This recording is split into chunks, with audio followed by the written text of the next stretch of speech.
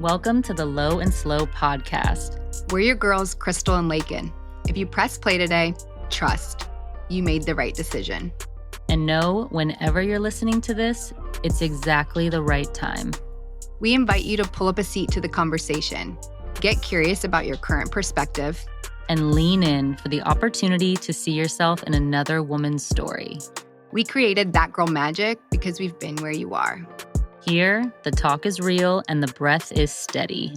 Let's get into your next mindset shift. It's not like we show up to relationships and just hand ourselves over in some dramatic moment where we decide like, okay, I'm going to disappear now. It's always much smaller than that. It's like that the opinion that you didn't share because it felt easier not to, or the plan that changed because the other person preferred something else, or the feeling that you swallowed because the timing wasn't right and it wasn't a good time to talk about it, most likely for the other person, or the need that you convinced yourself wasn't that important. That one's a really big one. Or the boundary that you almost drew but didn't, and then you pulled back because you didn't want to seem like it was too much. And then it becomes one trade after another and then another. And each one is small and it's like really reasonable in the moment. And you barely register it as a loss. It probably doesn't even seem like a loss at all until one day you look up and you can't quite remember what you actually wanted, what you really thought, what you really needed. And you had been so focused on managing the space between you and this other person that you quietly, incrementally stopped taking up any of the space of your own. And that doesn't necessarily mean that you're in a bad relationship. You're just in a disappearing act. And the hard part is that you're the one making yourself disappear. And the hardest part of that magic trick is that part, right? The part that I want to say before anything else is that you weren't weak when you did that, right? You didn't fail at that relationship when that happened. You were actually doing what the fuck your nervous system had been trained to do. Right? It's like you had been training for that over time, incrementally. You were easygoing. You were flexible. You were accommodating. Oh, no big deal. You were low maintenance, right?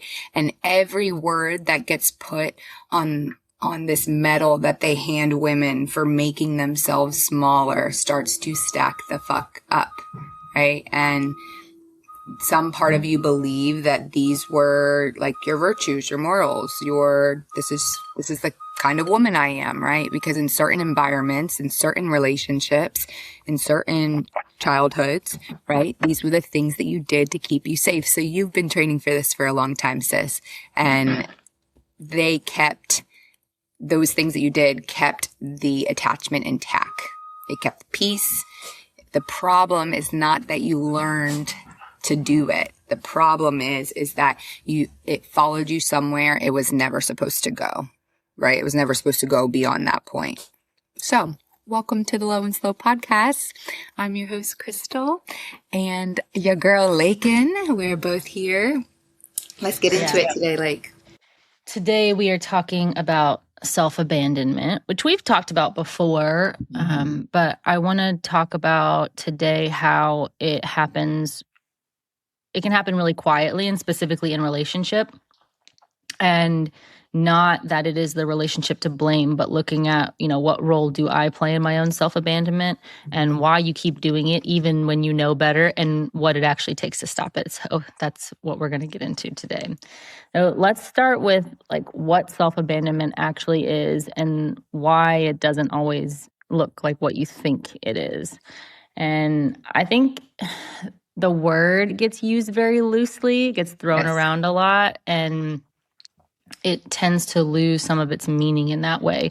So self-abandonment is not something that's really dramatic. A lot of times it's really insidious and unnoticeable. It's not like the moment that you let someone treat you really badly and then you stayed anyway. And that can be part of it. It usually works its way up to that, right? But at its core, self-abandonment is the pattern of consistently overriding your own needs, your own feelings, your own preferences, and your own limits in order to manage someone else's comfort or someone else's approval or their emotional state. And it's almost always incremental, and it will start really small and then progress from there. It's almost always disguised as something that sounds or feels really reasonable at the time. Otherwise, we wouldn't do it, right? If it was a huge boundary crosser every time, we'd be like, whoa, that feels crazy.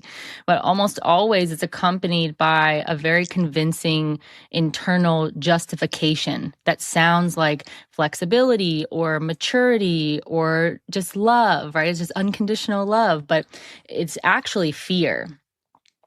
And what it looks like is knowing something doesn't work for you and not saying so because you don't want to be difficult, or agreeing to things that you don't want in order to avoid discomfort or disappointment, and their discomfort or disappointment, not yours. That's the important part to remember.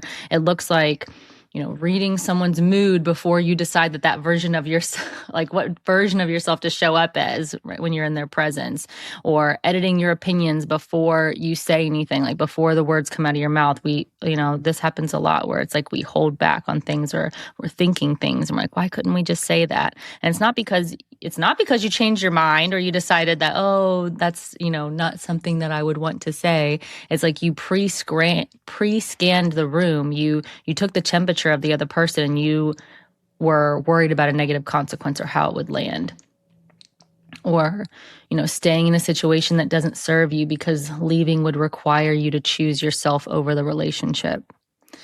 And choosing yourself of what you wanted the relationship to. Right. The potential of the relationship a lot of times. And choosing yourself in those moments can feel really scary or selfish or both. And the tell is that it has crossed from consideration into abandonment, right? Like you're doing all this not from genuine generosity, but it's coming from a place of fear.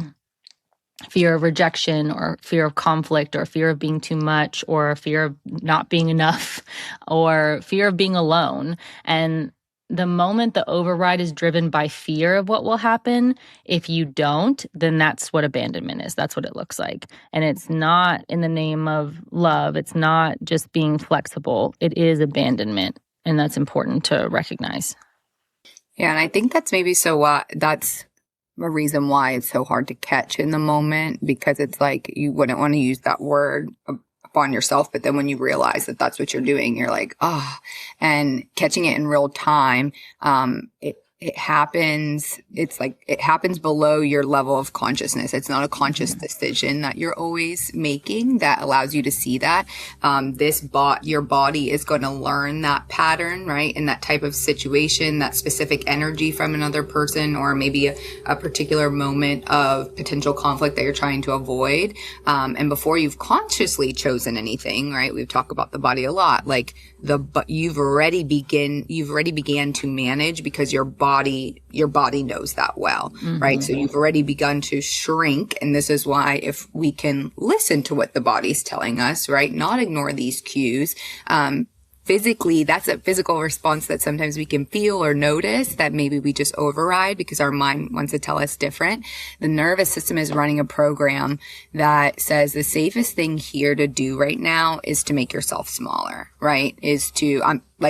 Nervous system's main job. I'm trying to protect you, right? And it runs this program based on these accumulation of experiences, right? Our lived experiences, our childhood, our upbringing, and all the times in the past where expressing yourself, was actually the cost, right? And maybe that felt dangerous. Maybe that didn't feel, like what we would want to own as authenticity now is like, that once didn't feel that way. And so our nervous system remembers that. So all the times in the past where you were expressing your actual self, it did have a cost, where needing something created tension, maybe with another person, where taking up space led to consequence. And so the body hasn't learned that yet. It doesn't know, like, hey, don't do that. It's just kind of like a default pattern. And the don't is going to happen really quick, where it comes in and it's like, nope, nope, we're not doing that, right? And that happens faster than the thought. And that's something I think really important to be able to acknowledge, because even if you wanted to do different, like, the body is going to do what it does. So you can't really override that as much as you're trying to logically, which is why you can be in the middle of abandoning yourself without even actually fully realizing that that's happening until it is done. And then what are you stuck with? The feelings afterwards of like, oh my God. And then the mind is going off even more, right? So until you're already agreeing to the thing that you didn't want, that's when these feelings are going to come up. You're already swallowing the thing that you needed to say. You're already performing this version of yourself that you've been taught to build to make sure that everything is fine in the room. That you're already catching it after the fact. Yeah. And that's where resentment shows up. Because resentment is the most honest signal in this whole conversation. And resentment is what happens when you keep making the trade and you're calling it a choice. When you keep giving from a place of fear and you're deciding that it's coming from generosity, that this is just the type of person that you are. When you keep shrinking and you're labeling it as easygoing, right? But resentment doesn't lie. It is a very well-fitted mask, right? And it shows up exactly when the internal list, right, has registered a loss that you haven't consciously acknowledged yet. And if you've been in a relationship where resentment is building, where there's like a slow accumulation of irritation or feeling unseen or of just going through the motions day after day, the first question worth asking is not what is wrong with them. It's where did I stop showing up for myself? Because that's where the resentment is coming in from. That's where the leak is, the energy leak. Yeah. And sometimes it's hard to ask yourself such a bold question like that, right? Because it's like you're so in it. But this is why like having space and clarity and just being able to come back to yourself and like have that relationship with yourself so that you can not just participate in it, but you can observe. And a lot of times we're observing the other person. Can we observe what's happening within us just as much? Yeah, like if you're not in a practice of self-reflection, you are not going to have accessibility to be able to get to that place. Yeah. So, why do you keep doing it even when you know better, right? We talked about this in a previous episode. It's like, sometimes it's that freeze response, right? Sometimes I've been working on this. I know the pattern, right? I know that this happens, with this particular individual. So I want to speak directly to the woman who's listening to this and thinking, I know, guys, like Crystal, like, I get it. You're not saying anything I don't know. I've known this for a very long time. I've done therapy. I've read the books. I can describe my patterns with like a level of precision that would probably make my therapist really proud or make my therapist be like, you can take my job now, right? But I'm still in the same loop.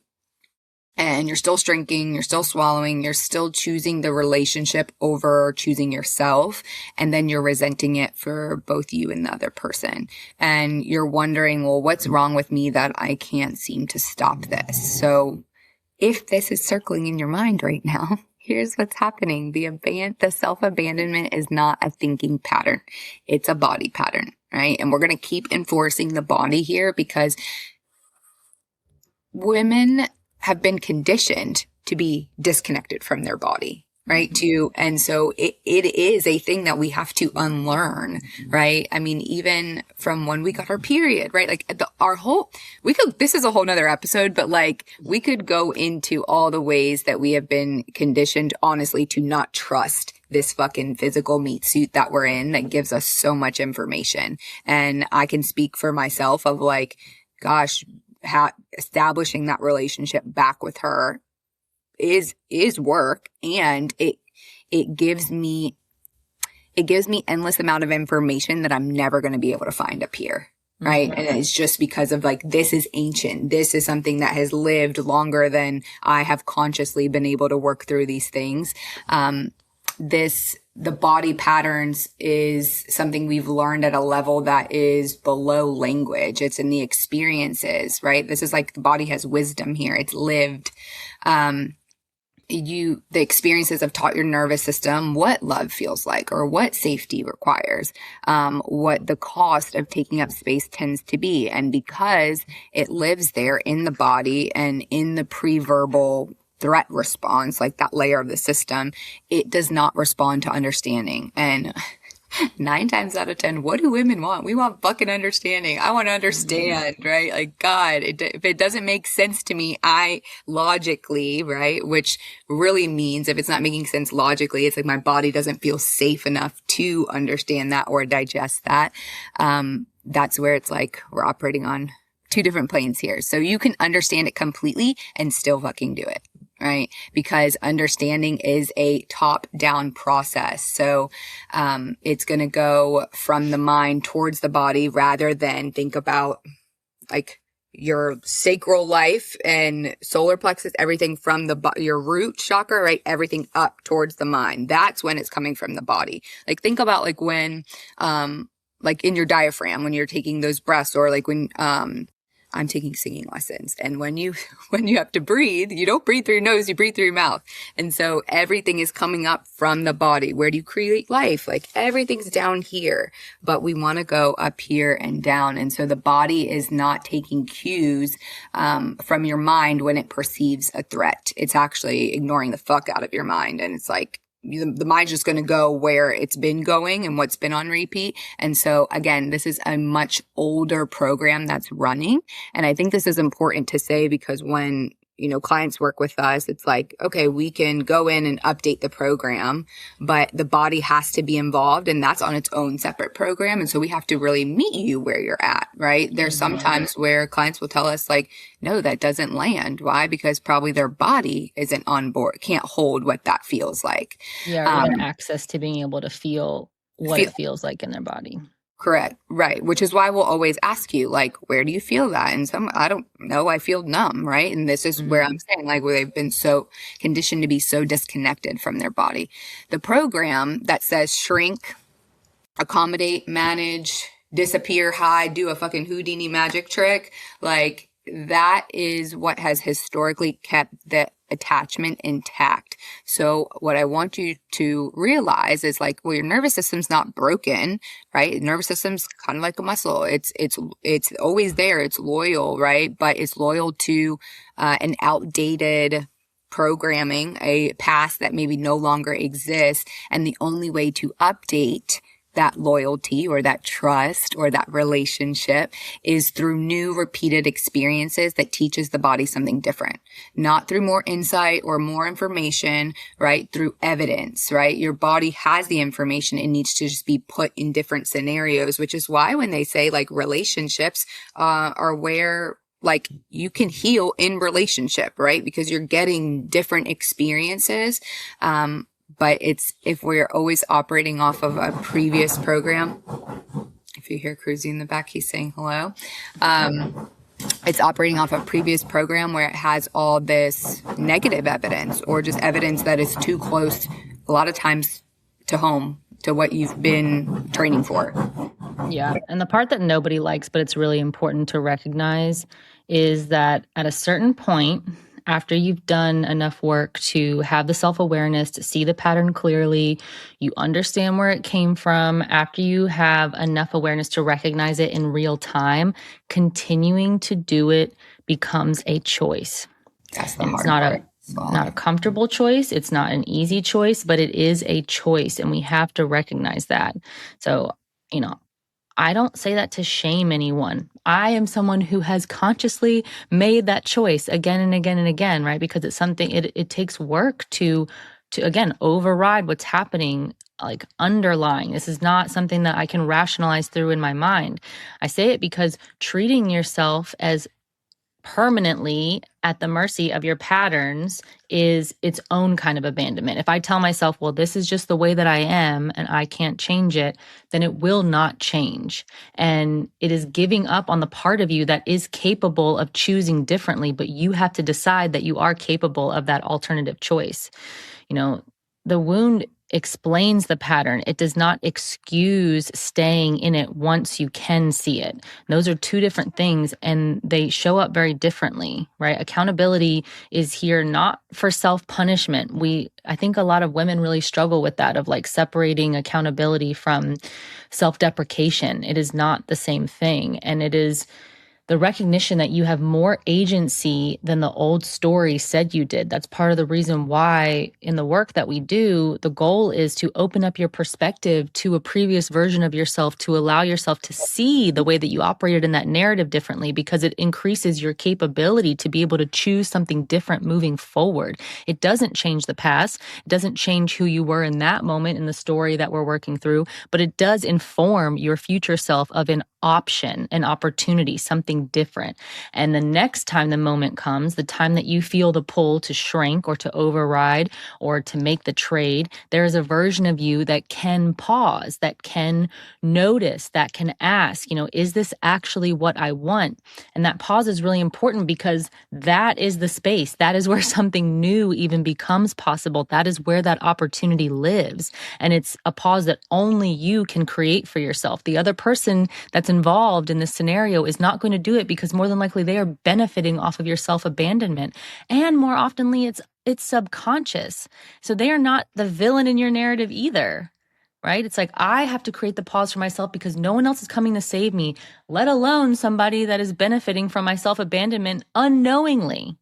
Yeah. And a lot of times they're used to that, right? It's like they're used to, if this is a pattern that you've been in, that's the only version that they know of you. They don't know Right. They're like, what are you version who's done all the work. Exactly. Right. And I think like there's something to be said about that, about the choice. And I want to make this very clear because, think about women, right? We talk all the time, right? And this is where it's like the most supportive thing you can do for another woman is allow her to be in her process. When she's making this choice for herself, nothing that you say to her is going to have, again, logically have that come online for her. This is something that she needs to do on her own time. I will die on this hill. You're not done with something until you're done with something. Right. And again, that's where like, I think the shame sometimes kind of comes in. It's like you maybe have friends of like, oh, you know better, all this, we want the best for you, all this. And it's like, okay, yes, you're coming from a genuine place with that. But a woman has her own intuition, her own logic, her own internal guidance that no other woman's body or words or whatever is going to do for her. And so it's like, God, the way that you can support someone through that is allow her to be in her process and support her when she's making a decision, right? When she's maybe feeling after the decision that she's making, or like when she's recognizing it is no other woman's job to tell another woman, about this choice. Mm-hmm. Right. And I think that's something that it needs to be said because we've all been there where we want to help or we want to tell someone, or maybe we've been on the other side of that and we know what that feels like. And it's like that choice is quite literally, a woman's. First of all, a lot of women have individual choice. We all have individual choice, but that choice specifically, right, is not anyone else's job to tell another woman, like, because it's uncomfortable, right? It's like that's something someone's not going to be able to understand in real time. When she starts to have her own awareness, she can be building and not be ready to make that choice, right? That is for no one else to tell them. So I think it's important to touch back on that. And I know that in the point I was making earlier of like, these people are not, in anyone that you're in a relationship with, a lot of times they're used to a specific version of you, mm-hmm. right? Who did, like, that was your default to shrink and whatever. And so like, even if you're growing, even if you're changing, even if you're doing all the things, it's like their nervous system is also used to responding to you in a specific way. Yeah. Yeah. So like, think about your last relationship or maybe a current one, and I don't want you to list out what they did wrong. List what you tolerated or ignored or explained away, and what you didn't say, what you pretended was fine, what you talked yourself out of needing. That list is not about them, but that list is the map of where you left yourself. And that's where you got to find your way back there. Can we Hansel and Gretel ourselves back, pick up those little breadcrumbs? Because it's like, if not, we're just focusing on the big bad wolf, and we don't want to see where, okay, we lost ourselves along the way here. And so to go back to that, to go back and like, not go back just to that version of ourselves, but see what happened along the way. It's like, we got to take ownership in that too. Yeah. Yeah. I want to talk about the trade-off and the way that it shows up in the daily, because I think self-abandonment is so hard to catch because each individual trade, like we said, looks really reasonable on its own. It doesn't feel big in the moment. It's only when you zoom out and look at the accumulation that you can see the shape of what's been happening. So the trades that are happening, right? It's like one is the preference trade. Like you have an opinion about where to go or what to do or what you want, and you offer it provisionally with, so many qualifiers, and whatever you want is fine attached at the end because it barely registers as a preference at all that way. It feels very safe, right? And when they choose something different, you go along with it. And it's not because you've actually changed your mind, it's because it feels like less conflict than actually wanting something for yourself, right? It's like we tell ourselves all the time, well, it's not that big of a deal or it's not that important to me. Mm-hmm. So that's the preference trade. The feeling trade, this is where something happens that hurts you or bothers you or doesn't sit quite right. This is often shows up when we like override our intuition, and you have the feeling, you know that you have it, but you calculate consciously or not whether this is the right time to bring it up. And it's around like, oh, whether this other person's in the right mood or whether it's worth the conversation. And what we're really saying there is whether I'm worth the conversation. Like, and you decide it's not. You decide you're not. And the feeling goes back down, and then the trade gets logged. It's like another little tick mark. And in the moment, it feels really reasonable. The next one is the limit trade. So this is where something crosses a line for you. And it's probably not like a crazy line, right? It's not like, oh, they did something unforgivable. It's just a little line, and it still causes discomfort in you. And you think about saying something, and then you think about what saying something will cost. The conversation, the conflict, the risk that maybe they'll pull away. It's like this is where that fear of being abandoned shows up with people that self-abandon. And you decide that the limit wasn't that important. And so you stay. But then what happens is that line that was once here, it gets moved, right? And so then my threshold for having my boundaries crossed just increases over time because I'm showing that other person what I'm tolerating. And I'm never saying anything at all, right? And none of these are like catastrophic on their own. All of them together over months or over years produce a woman who no longer knows where she ends and the relationship begins. And someone who, they can't answer simple questions about what she wants because she spent too long asking what will work for everybody else. And that is where that slow erasure comes from, where like I'm slowly just erasing who I am over time.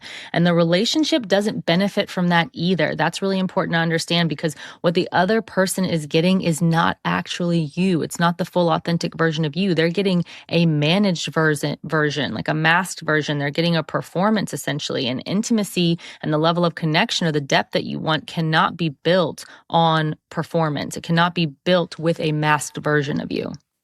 Yeah. Even when you put it like that, it's like, gosh, and then staying in something like that, it's like you're like in constant competition with this previous version who kept you safe no matter how much work that you did, right? And it's like, gosh, in each of those trades, right, there's also something like in the last one that you were saying around the limit trade, right? Like there's also something of like a lot of times with these subtle lines getting moves or tick marks, right?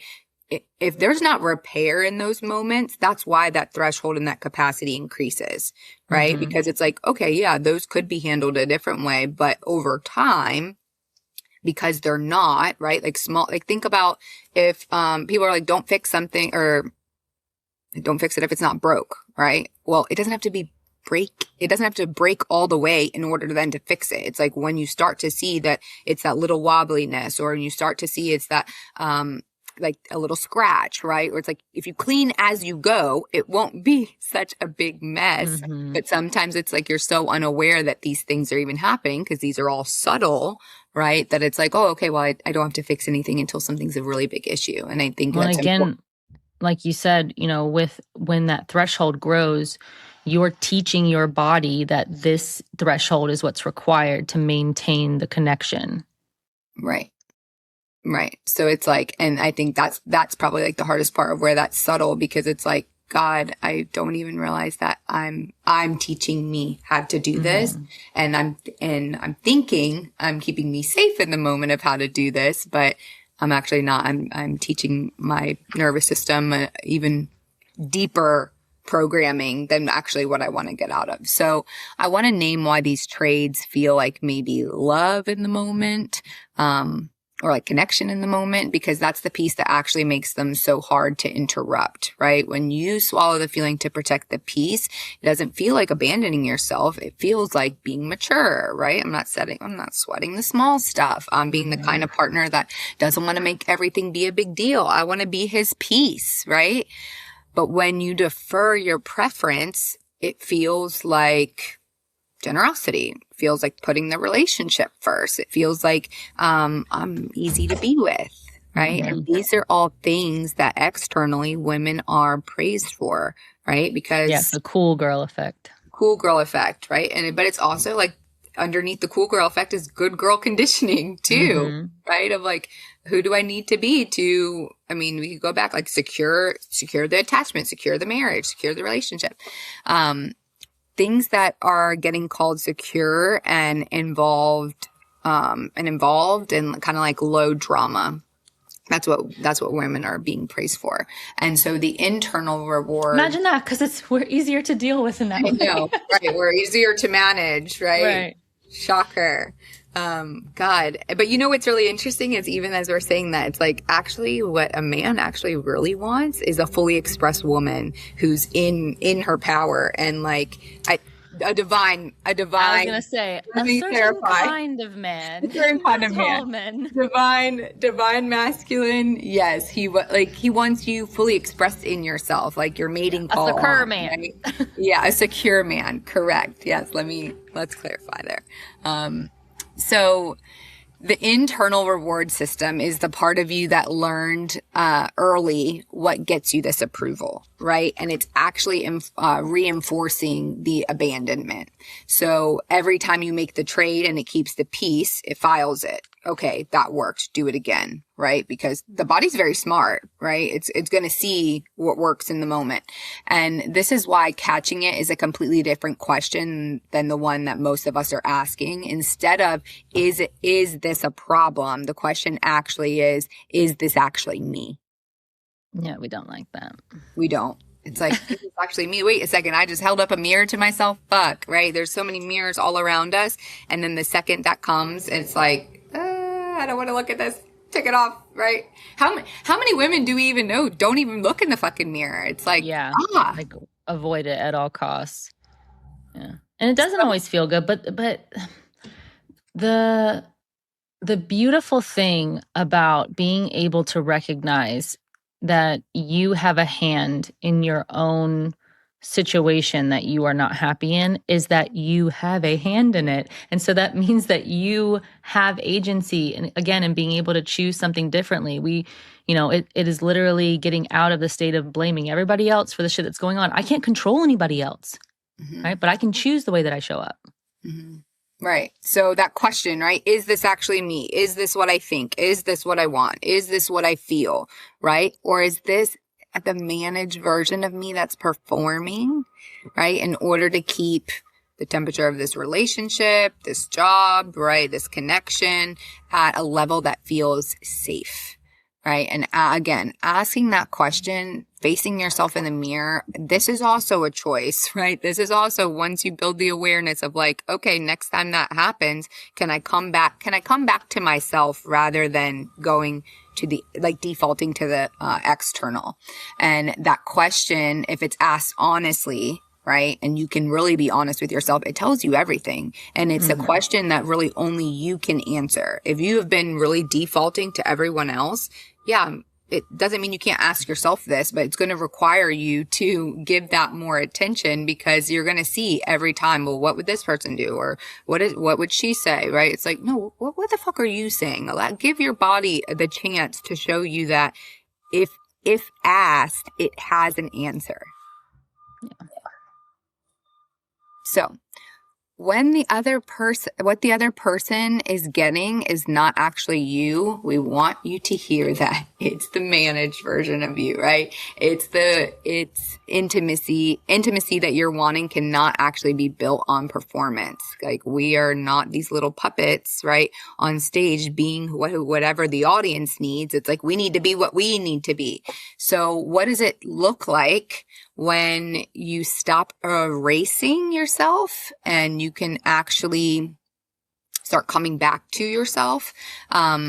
This is, again, not in theory. This is not dramatic. This is not, I'm going into transformation mode on everything, right? But this is the actual daily practice of having a real relationship with you. And I think this gets labeled as like, love yourself, right? Before you get into a relationship with someone. And it's like, okay, yeah, you could love yourself, but like, what is that? What the fuck does that really mean, right? And this is the part. Do you have a relationship with yourself before you want to have a relationship with someone else? Because in relationship with someone else, your nervous system is going to do something that it knows to keep it safe. And so can you really understand your own self first, so that when that happens, because that can happen and will happen, you have you to come back to. Like, you're not just going into this default and you're this version you never knew of yourself. So in that daily practice, or in the process of building towards a daily practice, can you be honest with yourself that this is not a switch that you just flick on and off? You don't decide to just stop abandoning or like, and then, it just stops all in your body, right? This pattern is in the body. Like, this is not a light switch. I'm like, you can't logically tell yourself this. Like, your body is going to do the thing that it does, and that the body change is going to happen through repetition, not just resolution, not just a fix, not just one time, not just this is something it needs to learn again. You have to teach it. So what coming back to yourself actually looks like is really small. And that's probably what you guys don't want to hear, right? It's really small. It's in the small moments. It's small and it's slow. Sorry, not sorry. Yeah, it's small and it's slow, but it's actually, I want you to think about it and reframe that. It's not like it's small, it's digestible. Mm-hmm. If you were to give yourself it all at once, like a fire hose, right? It's like, God, the body would be fucking overwhelmed. Think about how many other things you give yourself in a fire hose. It's going to be overwhelmed. So it has to be small. It has to be a slow drip that is digestible, that you can, each time when it happens, it can land. Because if it's too much, you're going to miss it.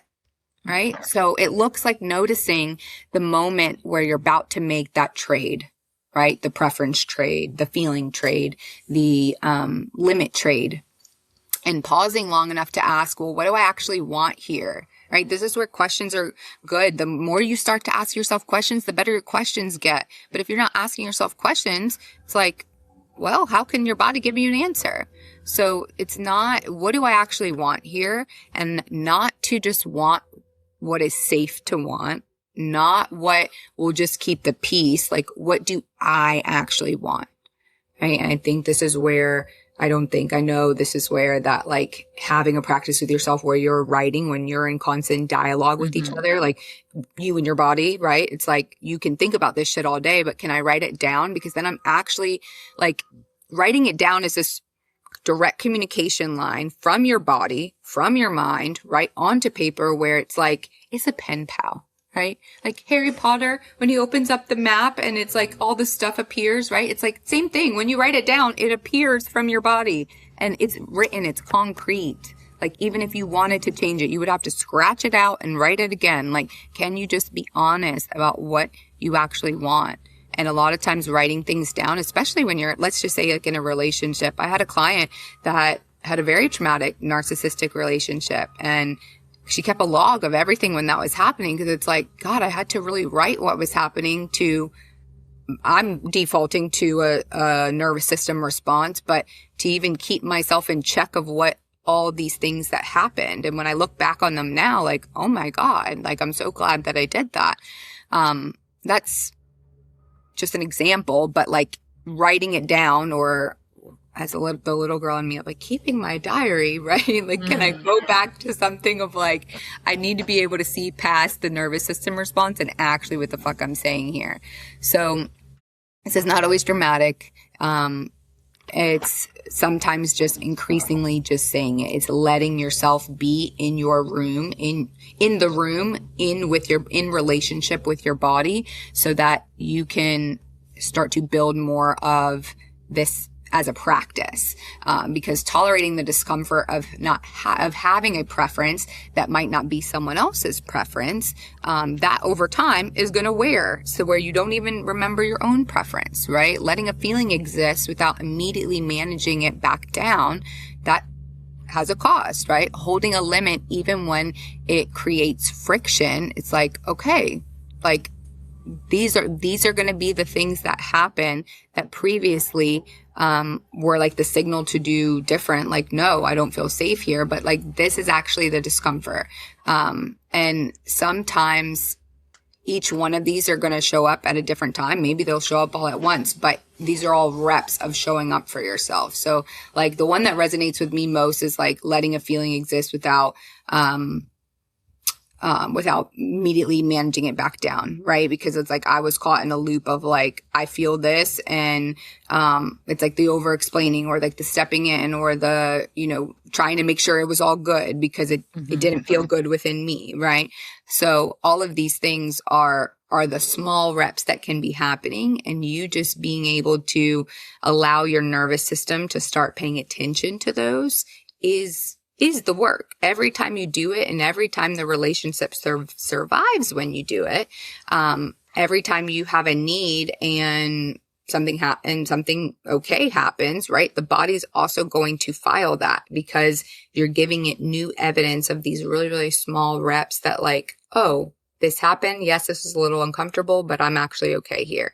And it starts to update that old prediction. Like, think about what a prediction is. Like, a prediction is predetermining that something's going to happen, right? And so if your body's already doing that and you give it new evidence, it's going to start to update what it is going to expect to happen, right? So this is like a lot of times when people say like I don't know why I was disappointed because I expected that to happen. Yeah, your body expected it to happen, but it's because you didn't give yourself new evidence there. Like you didn't catch it there in order to do something different. So then you just went off default. And so this is something that's slow. It doesn't happen overnight, but when you can catch it in the moment and allow yourself to witness yourself in the rep, the weight of that evidence is going to start to shift.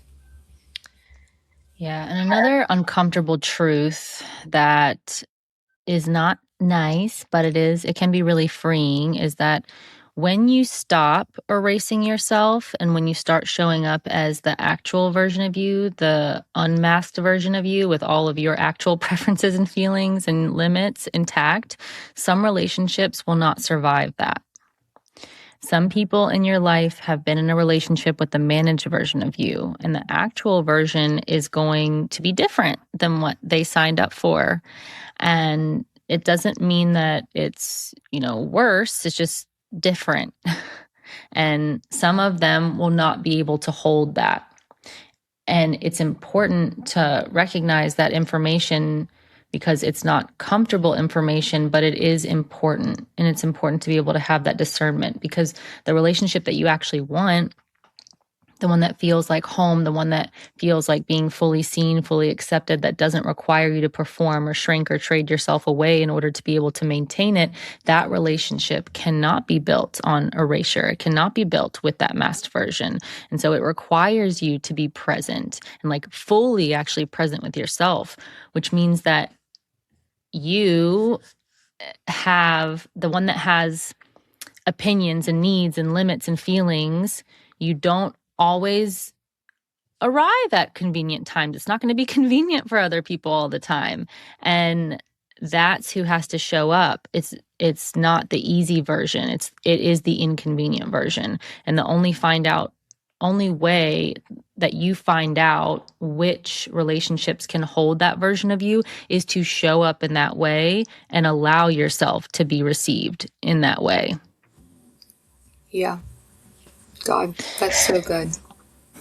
And here's what I want you to to walk out of this episode with, right? Like the person that you have most consistently let down in your relationships, whose needs kept getting deprioritized, whose feelings kept getting managed, whose limits kept getting moved, is not whoever you've been thinking of.